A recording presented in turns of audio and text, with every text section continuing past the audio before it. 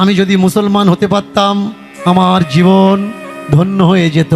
কারণ মুসলমান আর ইসলাম, মুসলমান যে পথ অবলম্বন করে সেই পথ হলো ইসলাম ধর্ম।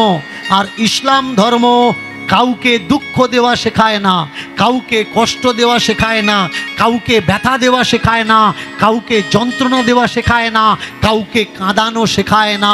এই ইসলাম ধর্ম অবলম্বী কিছু মানুষ যারা আকাজ কুকাজ করছে, এরা কিন্তু ইসলামের কেউ না। ঠাকুর দীন কৃষ্ণ প্রচুর তার বক্তব্য আপনার ফেসবুক ইউটিউবে পাবেন। তিনি বলছেন, আমি যদি মুসলমান হতে পারতাম, আমি যদি মুসলমান হতাম, মানে তিনি বলতে গিয়েছেন মানে মুসলমান হওয়ার জন্য তো অমুসলিমদের জন্য দরজা খোলা। উনি বলছেন, আমি যদি জন্মগত মুসলমান হতাম তাহলে আমি নিজেকে ধন্য মনে করতাম, আমি নিজেকে সৌভাগ্য মনে করতাম, সৌভাগ্যবান মনে করতাম।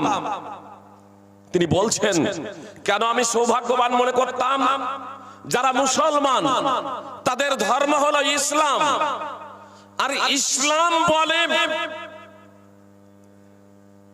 নিজের জন্য যা পছন্দ করো অন্যের জন্য তাই পছন্দ করো, নিজের জন্য যা ভালো মনে করো অন্যের জন্য তাই ভালো মনে করো, নিজের জন্য যেমন ক্ষতি, নিজের জন্য যেমন কেউ ক্ষতি চাই না, অন্যের জন্য ক্ষতি করবে না। এটা হলো মুসলিমের বৈশিষ্ট্য, এটা হলো ইসলামের দিক নির্দেশনা। উনি আসলে ইসলামের এই তথ্যটা ওখানে তুলে ধরেছেন। আজকের যুগে যেখানে মুসলমান